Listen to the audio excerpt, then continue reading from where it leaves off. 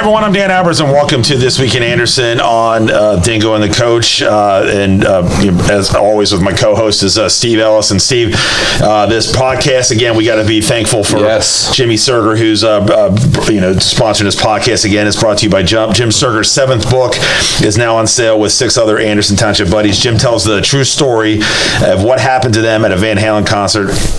Book is available anywhere books are sold or jimsurger.com. Super excited that Jim has sponsored these podcasts. And Jim's getting, if you haven't seen, he is blasted everywhere. Like he's been on Channel 5, Channel 9, Fox. I can't wait to read this. I can't either. Yeah. And he actually, I guess next in a couple weeks, he's just going to be at this bookstore down here by Cervati. Yeah. So if you're out there, I've seen a lot of people. Yeah, seen a lot of people. But Steve, our next guest is a Hall of Fame at McNick. Yep. And listen to some of these accomplishments. And he played football, baseball, basketball, was a starting quarterback for 3 years in football. He's named all-league quarterback, defensive back, all-city quarterback, second-team all-Southwest Ohio defensive back, played 4 years of baseball, started for 3 years, was named first-team all-league, first-team all-city, and on the basketball court, he was played for 3 years at the varsity level and earned first-team all-league.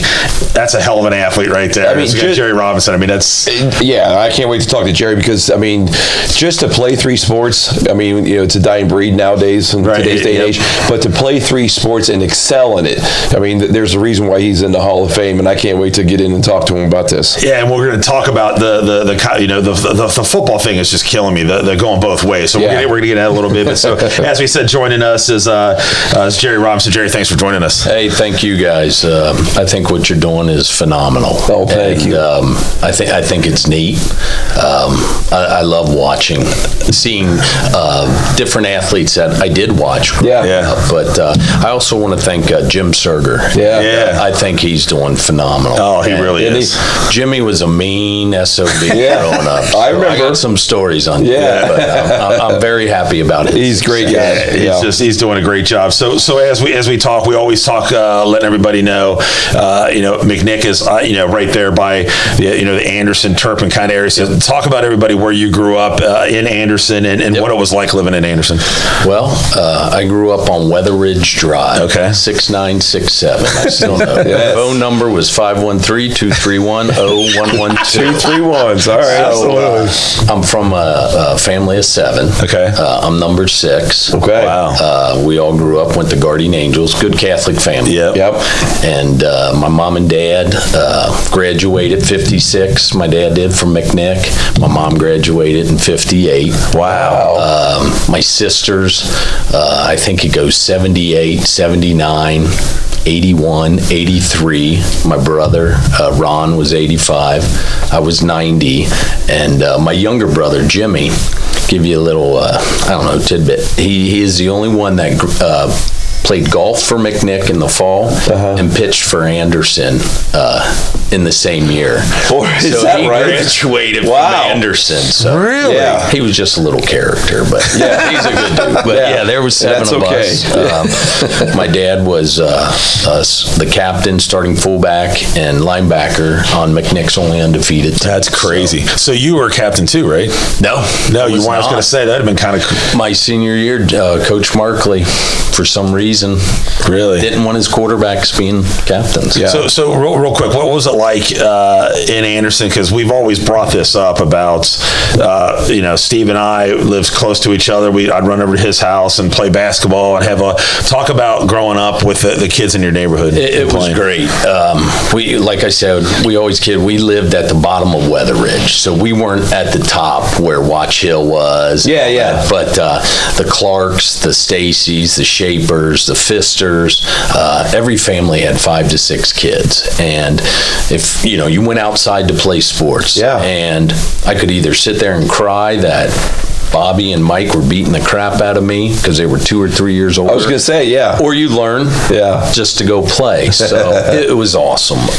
I went to Guardian Angels, and you really didn't get to play against a lot of kids from the schools, the grade schools in Anderson, because when you started to get into 5th, 6th, 7th, 8th grade, it was all CYO. Yeah. But I would make friends through baseball, summer baseball. I got to play for one of the best coaches, Ron Camden, Mr. Camden. Yeah. Oh, sure. For friendlies. And Friendlies, love it. We had Wayne Lowbrain, Dan Varner. Yeah. Dan Varner. My kids think it's great that I can see him at one of the festivals, Yeah. walk up, start talking to him. They'll be like, you know Dan? Yeah. And I'm like, yeah, Dan's great. Yeah. But Andrew Massa. Sure. He's still my best friend to this day on friendlies. I got some great stories about him and Gordy. Ken McManus. Oh, Kenny McMahon. Yeah. No kidding. I didn't know you were good friends with Kenny. Yeah, Kenny actually did my speech Really? for the Hall of Fame. No kidding. Kenny lived, him and Kenny's dad, John, and my dad were really tight. Really? And they lived down the street from me, so we did all kinds of things. We always played in their backyard growing up, and he was always the younger one out of our group that you just said beating the crap out of. We used to beat the crap out of Kenny. Kenny, to this day, was in my wedding, one of my best friends. Yeah. Best guy in the world. Yeah. I take him and we play golf and my member guests every year. Yeah. And each year he goes, I'm going to get better, I promise. But he's a great guy. Don't invite us. Yeah. So let me ask you about your parents. So they went to McNick. Where did they live when they were growing up? My mom lived downtown. Really? Yes. And then they moved to Bernie. Okay. And my dad grew up on the west side. And my grandpa, I never got to meet him. Okay. He had passed on. Yeah. But he moved over from the west side. So we have a lot of relatives over there? Really? At Okay. Elder and all that. Okay. And I remember my dad telling me when they moved over, my grandpa drove a truck for Kroger. Okay. And his brothers were mad at him because he was moving from the west side to the east side. Across the border. Yeah, so I'm not sure. My dad lived down in Rainbow, down in Mount Washington. Okay. Yeah. Started to date my mother, and he thought he hit it big because she had a brick house and 4 pairs of shoes or something in the closet. So, yeah. Well, that's great. All right, so you said you went to Guardian Angels. Yes. I mean, I'm sure before then you were already playing some neighborhood sports, but I mean, we're going to get into the football and the basketball and the baseball, but was there any other sports that you played? No. My dad really didn't let me play football until the 5th grade, and he let my brothers, both of them, play starting 2nd and 3rd grade. Yeah. And out of all the kids, he never coached me in anything. But growing up, watching my sisters, they were great athletes, and it was before girls' sports really started to develop. Yeah. But I remember going down to the firehouse, watching them play softball, and then they would play on the weekends, and the best was if they lost on Monday night, we would stop at that convenient Ameristop. Yeah. Get a whipped cream, ice cream. The cream. I would be eating that thing, and my dad would just lecture my sisters on how bad they played.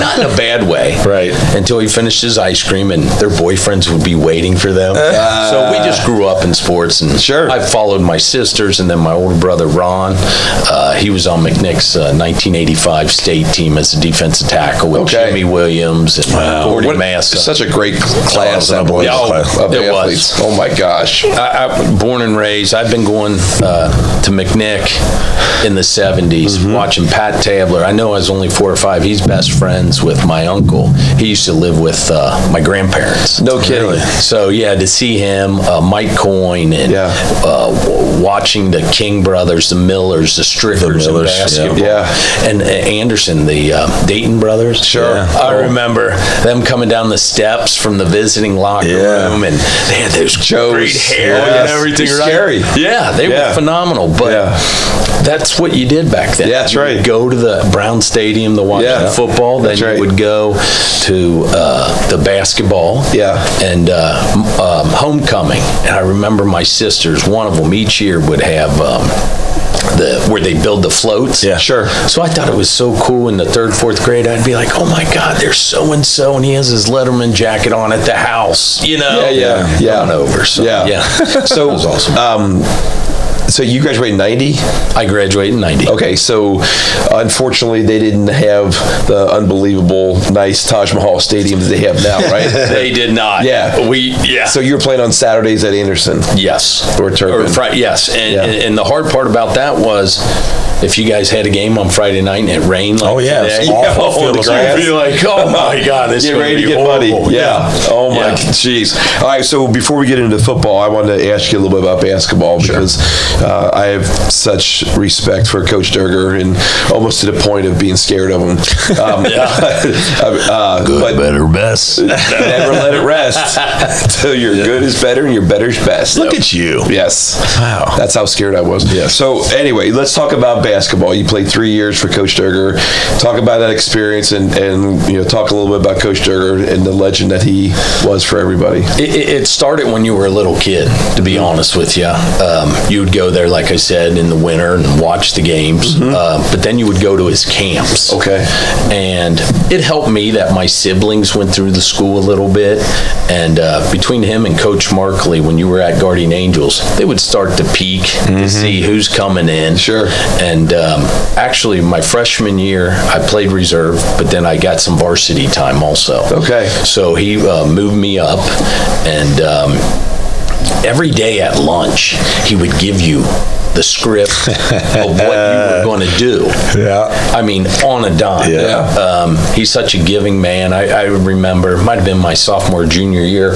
It's around Christmas time, and he took us all out to dinner. David's Buffet. Oh, yes. Nice. And he gave us all an envelope, and there was $50 in it. Really? And he said, I want you guys to get your parents something for Christmas. Are you kidding me? I'll never awesome. forget it. Because that he is knew awesome. how hard we were working. And that's incredible. Wow. That's incredible. Yeah. It is incredible. He's a great man. Yeah. And a funny story with him, we're playing X, and I'm a sophomore, and we're all 5'11". This is in football, right? Basketball. Okay.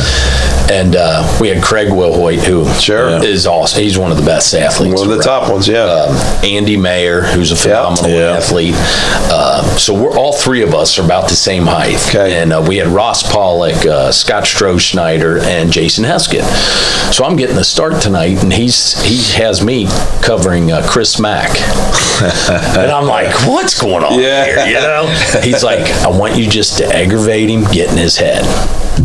First quarter goes by, and I think we both got a bing, on both of us.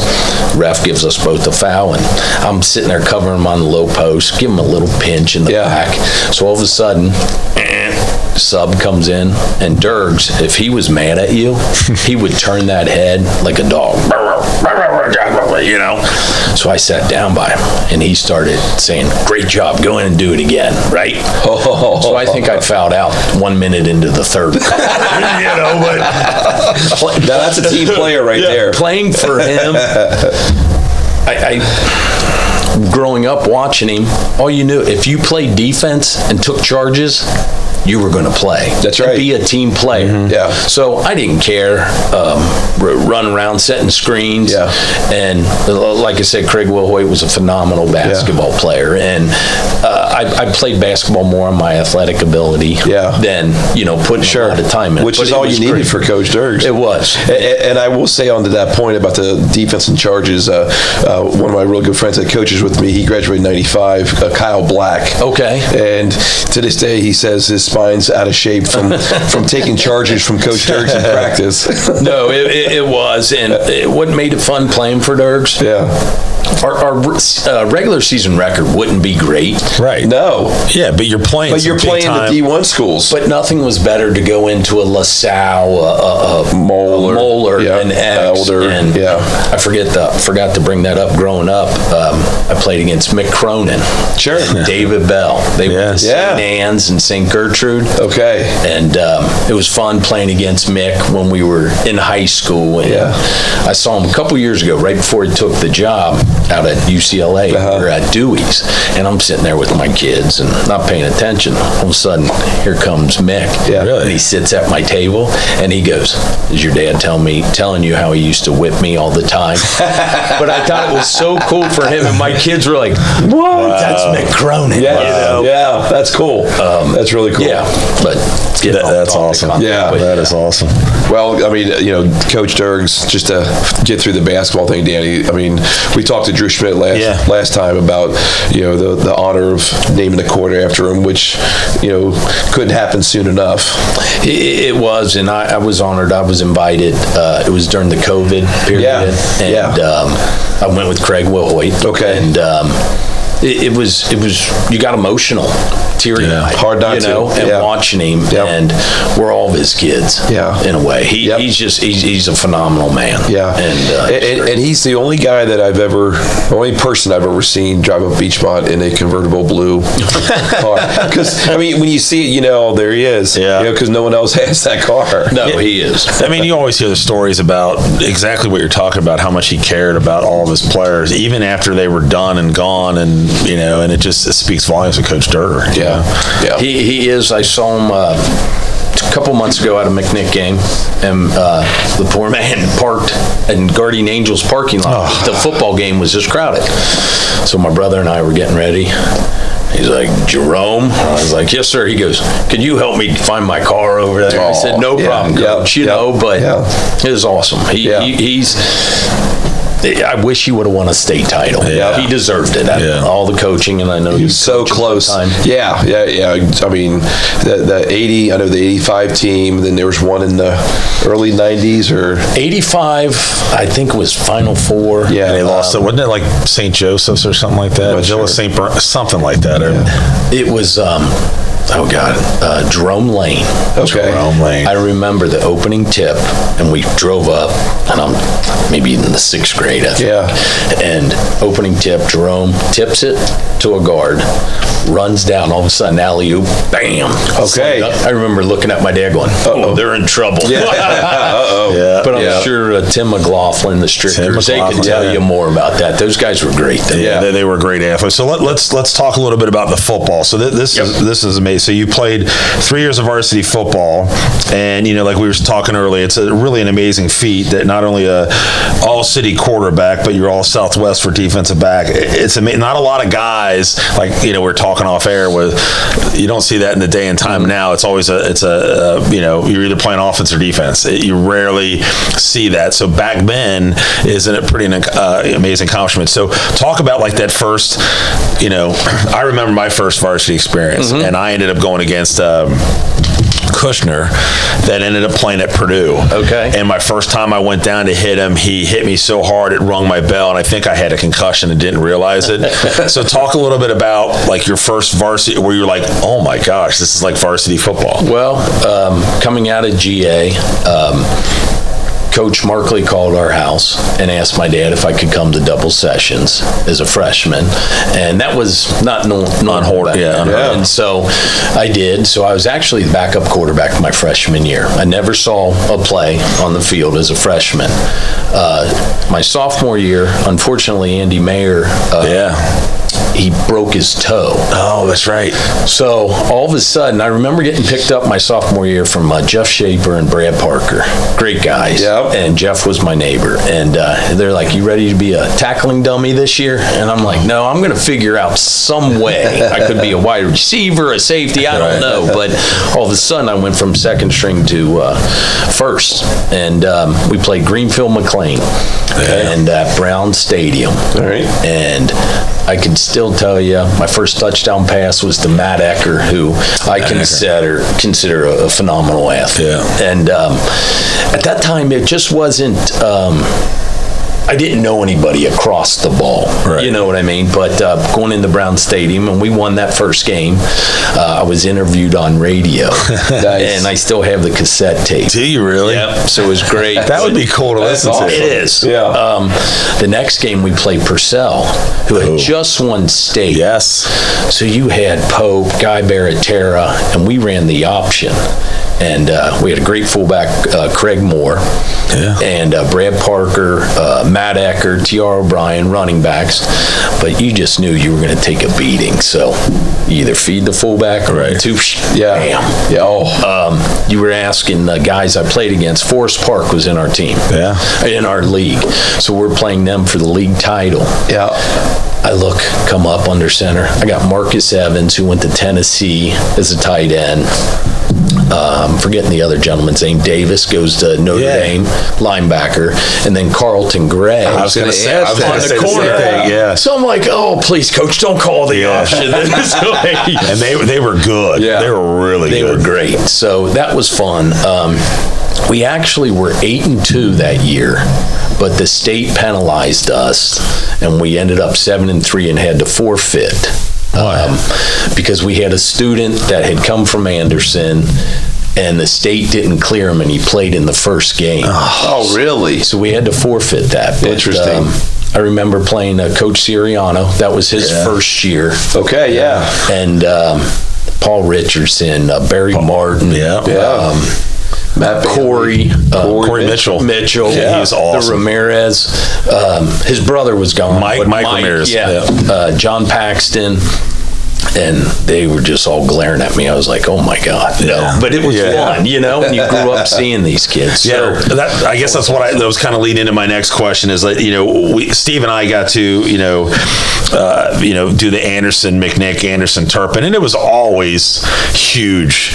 Obviously for us, Turpin was not that the McNick wasn't as big, but Turpin was just because we were at one school and split. Sure. So that rivalry for us was a huge, and it was a big deal back then, even in the late 80s. Sport. So talk about that side of the McNick side of it with Turpin and Anderson, what that was like for you. Well, as I said before, growing up with Dan Varner, Wayne Lowbrain, playing against Wayne in basketball, Dan in football. And I remember senior year, Dan got me a couple good times, sacking me. But it's just the relationships you built with guys. Right. Mike Miller. He was a baseball player. And I remember myself and Kenny McManus. His dad would want us to play in a tournament, but we had to go by fake names. So he would pick us up. And we would go play in a baseball tournament, in the 7th, 8th grade. But it was fun to see those guys competing against Mike and Dan in football. So it was. You were friends, but then on the field, you wanted to beat each other, and then you would see each other out afterwards. And it's kind of cool. You talk about all that, that we still talk about games that we had back in the day. Sure. And it's just fun to talk about. And like you said, you see all these guys out, and you all bring them up, To this day, and we were talking, I bought a VCR last year. You cannot go to the store and find a VCR. I know. Look straight ahead. I see it. So straight ahead, I got converts them to DVD. But I was fortunate. My father taped everything. And so I have stuff playing against Dan or Wayne or whomever. Awesome. And it's just fun to see. So what'd be cool is you can really get on Varner right now and cut up something and find a thing where you just burn his butt. And just say, hey, Dad, remember this? He was coming off the edge, and they had another guy. He was huge. I forget his name, and I apologize. But I was like, oh, dear Lord. But Dan was good size in high school. Yes, he was. Oh, he was. Dan was a good athlete. So, football was great there at McNick. And the time I got to my senior year, I was returning punts, kickoffs, starting on defense and offense. So did you come off the field? So kind of like the Mark Edwards. When we kicked off. Okay. Well, great story about Edwards. My senior year, we start off 2-0, and we have Norwood.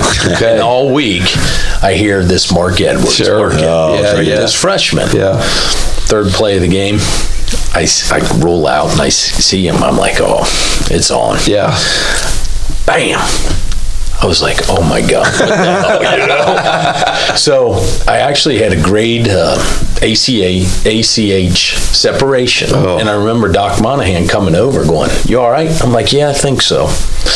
And that was one of my favorite games. We were down 21-0. Came back and beat them. Did you really? 35-31, I believe. Really? And he was a man-child. Oh, he was a beast. As a freshman, that you said, right? He was a freshman. I was a senior. And Jeff Bolger. Yeah, I remember Jeff Bolger. I think Jeff needs to be in McNick's Hall of Fame. Yeah. I'm going to try to push that, but he had a phenomenal game at receiver. Jeff could move, man. He was 6'2", but Edwards, that was my thing. I was like, I'm not going to hit him again. Well, let's get into baseball, because you obviously had a great career in baseball as well. Who was your coach at McNick? Ray Ayers. So, I mean, so interesting. So, one of the things we have talked about, like at Anderson, with some players that played for Siriano and Frank Brandy and ran track for Andy Wolf, just legends. They're all in the Hall of Fame. Well, I mean, you've played for some legends as well.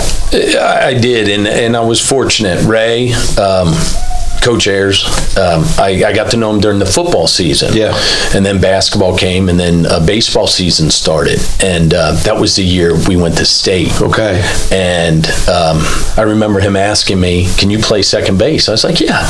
So he gave What was your normal position? Shortstop, third base. Short third, okay. But at the time, we had Brad Parker at third, Craig Wilhoit at short, Andy Mayer at catcher, TR pitching. Just some names right there. Kenny McManus pitching. Kenny McManus was pitching. Yeah. And that's the year we went to state. Okay. And 8 of us out of the starting lineup all went on to play a college sport. Wow. How about that? So that's what was pretty neat. And I was a sophomore, and I batted leadoff for them. And it was just neat. But I got to play with those guys and learn from them. But playing for Ray, I actually played in the summer for Ray too. Okay. For Legion Ball. Well, that helps. And he was just a great coach. He's a phenomenal human being. I mean, everything. He was great. But a lot of people didn't know how to take Ray, because he would be coaching on the field, no shirt, with the whistle. You know, that's not Old shocking. School, huh? He's great. Ray was at my wedding. Ray was at. He was friends with my in-laws also. So I'm very fond of Mr. Ayers. Yeah, we had a couple guys that we've had that Ray also coached at Anderson. Yeah, and he coached at Anderson with my brother at the time, and Campbell was a guy that was at Glen Estee and did the same thing. And just the amount of respect that you hear from both the Anderson side and the Turpin side, or Anderson and McNick side, for Ray Ayers, speaks volumes of how he was. He was, and it's that McNick community too. So you get to know people, and growing up watching my uncle Terry Ryan throw a touchdown pass. Terry Ryan. I remember Terry Ryan. Yeah, he would throw a touchdown pass to Randy Mink, who's now my brother. Randy Mink. No kidding. Is that right? He's married to my sister. And strong dude. What was weird about it, he is. My sisters would be going through high school, and my uncle Terry was in between them. So my grandparents had him late. So my sisters would walk by and they'd be like, "Hey, Uncle Terry." Oh my gosh. Wow. So how about that? But using Terry baseball, he's in McNick's Hall of Fame. He was a great baseball player. He played with Brad. My brother Brad. And he was, in the summer. Yeah. He was a great baseball player. He ended up going to the University of Kentucky. Yeah. And played all 3 years there. And didn't he go on to coach in college or something? No. Unfortunately, maybe I'm thinking of somebody else. He was going to be a draft pick. They were playing. I forget who, and Coach was resting all the Coach Madison was resting all the starters. Okay. And the freshmen had to come out of the game in the last inning to go to a class, and said, "Terry, go back in, for this game." Went back, Texas, pop up or whatever. Yeah. And a guy ran into him, broke his femur.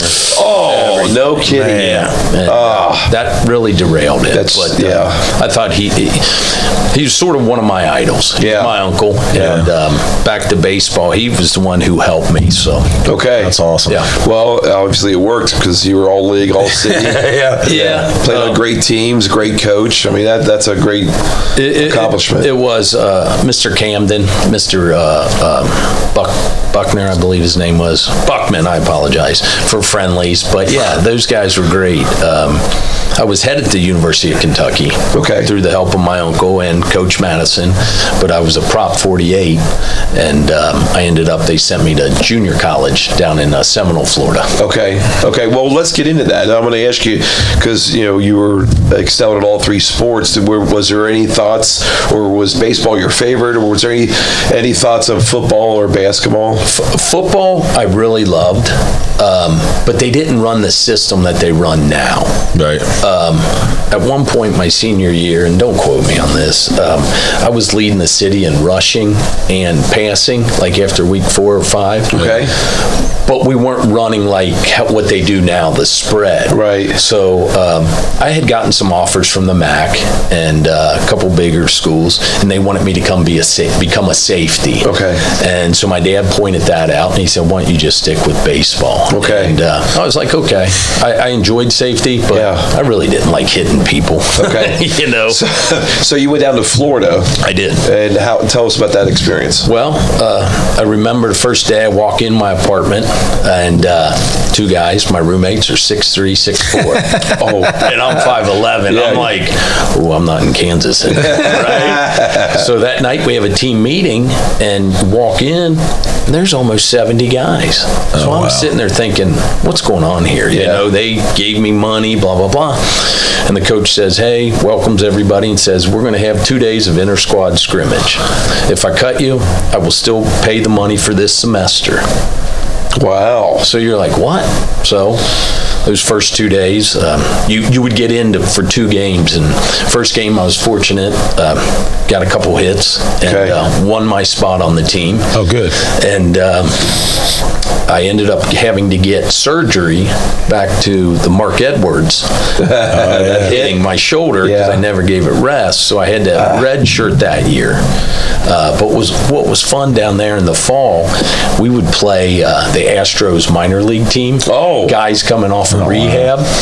So we would go to Kissimmee, and you're playing in the stadium, and one of our pitchers would hit one of their guys. And you'd be like, oh my God, don't do it. Am I up next? Please, please. No. You know, you'd get in, they would hit one of you back. But it was unique to see how good you think you're good. Right.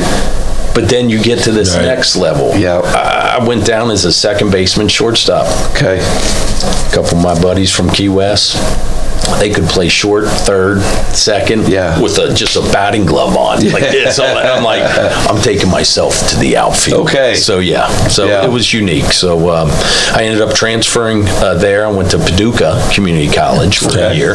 Right. And got done. I played there 1 more year. And then University Xavier recruited me, and they were giving me a scholarship. I had to get my 2-year degree, my associate's degree, so I was Prop 48. And so I was headed to X, and when you're filling out all the paperwork, at the time my father was doing good. They saw what he made. They said, you know what, we're going to just have you as a preferred walk-on coming in as a junior. There we go. So I was like, that didn't sit well, I didn't like it. So I contacted Ken McManus. He was at Northern Kentucky now. He had transferred him from Miami. Okay. So he's like, he said, Coach Bill Aker would love to have you. So I ended up over there and playing with Barry Martin. Good. It was awesome. Barry was phenomenal. Kenny, Chris Young went to Anderson. I remember the name. And so I ended up over at NKU for 2 years. Okay. I was fortunate. I won the batting title my senior year. Nice. That's awesome. Which was fun. So And did they have the stadium then over there? No. Once again, I missed it. All the nice stuff, So where would you play? I played center field. No, I mean what field? Like at the school. At the school, but it wasn't as nice as it is. No. I mean it's really nice. Everything now. No. We just you miss that step. But I ended up there, and season ended, and the Reds contacted me, and they always had a tryout where they would bring local guys. So you'd go down, and 200 guys there, and you'd throw and run, maybe get in the game. Well, I got in the game, so they kept me. So got a hit, one at bat, say nothing, you go home. Well, I was at my wife's house, who's my wife now, and my dad called and they said, hey, the Reds want you back down there tomorrow. Oh, wow. Okay. So I'm like, okay, Yeah, heck yeah. And so my dad was like, can I go? And I was like, okay, because I would always get nervous playing in front of my dad. I don't know why. And I go down, now there's only maybe 30 guys. And they said, can you play the infield? And I said, yeah, I used to be the infield. So they had me throw from the outfield, and they had these two other boys, outfielders, that I was in the outfield with, and then they had me go in. So the first ball they hit, I'm at third base on that turf, hit it to me. I'm like, oh, watch this. Phew. I think the ball's still bouncing around in the blue seats. So that's funny. I sailed one, but it was fun. I played in the game. I got a couple hits, and to have your dad sitting there. It's a great experience. My brother. Heck yeah. It was just fun, and nothing came out of that. I ended up signing with the Chillicothe Paints, how you have the Florence Freedom. Yeah, okay. So I got released by them right as the season was getting started, and I'll never forget. And I drove home from Chillicothe, come in my house and knock on my parents' door, and I'm like, boo-hoo. Yeah. Because I hadn't really ever been cut. Right. So my mom's like, that's okay, we'll find something. My dad doesn't even get out of bed, just turns and he goes, grab your briefcase, I'll teach you how to sell packaging. And that's what I've been doing. Oh my gosh. So I know you've mentioned a couple guys that you've kept in touch with. You mentioned Kenny and all that. So what about, is there any other guys that you keep in touch with? Yeah, Andrew Massa. Okay. Yeah, I know you guys know Gordy. Sure. Andrew was in my wedding, one of my best friends. Mr. Massa coached us also at Friendly's. Yeah. Two quick funny stories about the Massa boys. I would go over to Andrew's, house, and he'd be like, whatever you do, just say no to Gordy. Do not play football, do not do anything. So Gordy would just sit there and bait you. So he wanted to play Herschel Walker, where he would be the linebacker. So he'd be like, all right, you're the running back. I'm like, okay. So I go jumping over the couch. Bam! I think my body imprint's still in their basement on the wall, right? And Andrew would sit there, and Andrew would go, I told you. Just not do it. That's funny. But Andrew, another great story about him, his father was a phenomenal athlete. Mr. Massa played for the Cubs, and Andrew thought he was going to be a pitcher, and I think we're juniors. So he's outside warming up, and he tells his dad, he goes, all right, are you ready? And his dad's like, all right. So his dad gets down to crouch, get ready. Andrew goes, I'm going to bring it, the fastball. Andrew releases it. All of a sudden, Mr. Massa drops the glove, catches the ball, and says, nah, not fast enough. Throws it, and walked off. And I was like, That is unbelievable. That's great. Yeah. So that's a great story. Andrew, the Rudolphs. Are you guys, familiar with? Is it Mark, Scott, and Greg? But Mr. Rudy Rudolph. He was a legend coach. I guarantee you, he's coached a lot of the people that you have interviewed through the years. He was a big influence in my life, and over at Guardian Angels. Sure. And but Scott Rudolph, he's my best friend too. But but those are some great guys, obviously. But it's fun. One of my next questions I had on here was to talk about the upgrades at McNick. You've missed everything, like you said. You missed. It's really incredible what they've done, and it's so overdue that they've got that stadium is beautiful. Yeah. And Drew's just doing a great job there of not only that, but doing other things to pump up that. Well, he was talking about enrollment has gone up. Just talk a little bit about. I know you missed out on, but just you playing back then at the Anderson, Boston over to Anderson, and to see that's got to be pretty rewarding. It's phenomenal what they're doing there, and Jeff Osterfeld, Kenny Oakes, those guys being very, very generous, to build the facility. Sure, right. And I remember we used to call it Paradise. That's right. And our practice field was just all dirt by the road. Right. And I remember now it's a parking lot. Parking lot. Yeah. But we would be practicing and people would drive by, Coach Markley, you're blah, blah, blah. Yeah. So you had to deal with all that. Yeah. But to your point, it's amazing. It is. And you go up and you watch, and Brown Stadium was phenomenal. Right. And that was, how do I say it? Like, as a little kid growing up, I was like, I'm going to play on that field at Brown Stadium. So there are a lot of memories there. But now what they've done with the facility, and it is. I'm jealous of it. Yeah. You missed it. Yeah. Well, so tell us about your family. Do you have kids and where you're living? Yep. We're still here, live in town. Met my wife at school at McNick. Okay. Her name at the time, her maiden name was Alex Demetrio. Okay. She graduated in '89. Okay. And I think I know she was an All-American in soccer. Oh, wow. But schools back then didn't keep a lot of the records and everything. But yes, her and I have been married 29 years. Oh, wow. Great. We got 3 kids. Olivia, ages 24. Emma is 19, and we have a son, Will, who's 16. Okay. Olivia played soccer. Two of them graduated from Cincinnati Country Day. Okay. And our son's there right now. He's a sophomore. Great. Our daughter played goalie for Denison. Nice. And then our middle one, she goes to Ole Miss.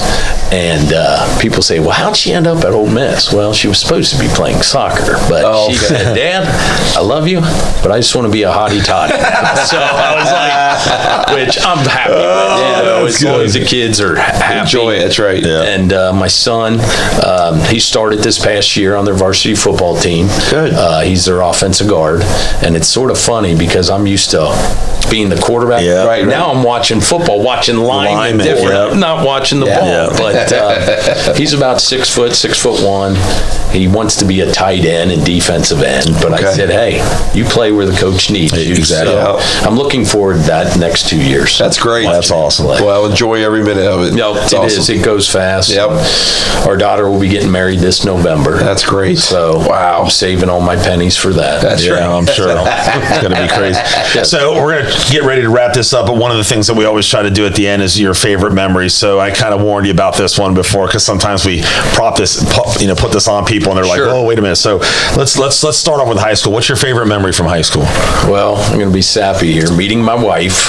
Oh, that's a great one. I'll tell you just had brownie points right there when she watched this podcast. I know you guys remember that show, The Wonder Years. Sure. Yeah. Right? Winnie. Yes. Oh, yeah. She's your Winnie? Yeah, I never forget when I was a sophomore and I saw her walking down the hall and I teased her. I'm like, her hair was blowing, slow motion. But I used to get myself in trouble getting DTs because I'd be late to class because I you would want to watch her. Make sure I would get to like talk to her at the time. Look at you. Meeting my wife was great. Playing for Durger, Coach Markley and Ray Ayers. And being able to play varsity, 3 sports, and the friendships and the athletes that you played with. And you had said it before, just being able to play for those 3 great coaches. Legends. That are legends. So I've always wanted to go to McNick. I grew up there. Right. Yeah. So that's awesome. It's a great tradition. Awesome memories. And then what about college? Do you have any favorite memories in college? Yeah. Playing with my brother, Jimmy. He was 2 years younger than me, and we got to play over at Northern Kentucky. Oh, cool. That's great. He was a pitcher. Very cool. So watching, my mom and dad got to watch us play together. That's awesome. That is incredible. Watching him pitch. We had gotten beat so bad down in Florida one day in the morning to the number 2 team in the country. And they're like, Jimmy, you're pitching tonight. And I was sitting there going, oh, God. Yeah. It's all right.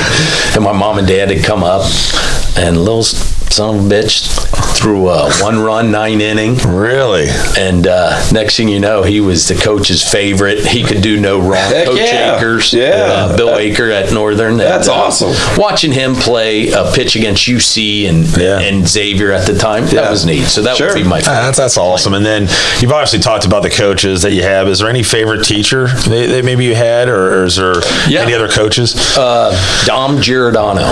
Okay. Sure. That's another you guys nickname. know the Giordano boys, Tony, Mike, Doug, and Yeah, he was just great. He taught history, and as I said before, I'm a little dyslexic, but he made sure that if you needed help, you could ask for help, because everything's different nowadays. Sure. Back then they just thought you were being lazy or you couldn't understand anything. But he was great, and Mr. Stricker, he was one too. You would sit straight up in your seat and you would not mess around. But he helped you also in math and stuff. So that's awesome. Yeah, those are some great stories. Steve, I tell you what, it's for us, it's really exciting for us. We obviously know a lot of the Anderson people, and some Turpin too. But it's always nice when we get guys like Jerry and just hearing the stories and hearing what's going on, and really, you and I love the history of Anderson High School, but to get the history of also McNick and Turpin, because we're so close to it, and for Jerry to share that, it's been pretty awesome to go over this. It's really cool, and just to hear the stories and not knowing that he was, he's related to Terry Ryan and some of the other people. It's so cool to hear, and like when Danny and I do these podcasts. I mean, like when we interviewed Pat Tabler. I mean, we were like nervous, because we're like looking up to this legend. It's so cool to do, and so it's so cool to interview Jerry and to talk to you about your history at McNick and your dad, mom and dad's history too as well. Though it is, and real quick, my mom likes to brag. She goes, "I'm the only one that has a brother and a son in the McNick Hall of Fame, because Terry is her brother." Okay, there you go. That is cool. But no, what you guys do is awesome, and I'm jealous. But I think it's great. I wish McNick would do a little bit of this. Nowadays they're keeping more and more records. Right. But, what you guys do is phenomenal. Yeah, we appreciate it. It's been really fun catching up, talking about this, and hopefully, we can meet out sometime and have a couple beers or something somewhere and talk about maybe you get some of the McNick guys and the Anderson guys, we can all get together and just kind of sit and talk about the old times. Yeah, we want to hear some more Jim Surger stories. Jim Surger story, how mean he was. Jimmy, oof. He was tough. Oh, he was. Yeah. I remember as a kid, he was a tough back then, too. I would just look the other way, because I didn't want him to think I was... Him and Barry Martin growing up playing knothole. Yeah. And Jim was just this big guy. He was. He was a great pitcher, and unfortunately he hurt his elbow, and Jim was part of our state team that played baseball. But him and Barry still, I don't think, smiles when you see him. But those guys were great. Yeah, that's awesome. So we really appreciate it. So again, kind of great segue that we have here, that this podcast is brought to you by Jump. Jim's book is getting ready to come out. His 7th book is up for sale now, with 6 other Anderson Township buddies. Jim tells a story of what happened to them at the Van Halen concert. The book is available anywhere books are sold, or jimsurger.com.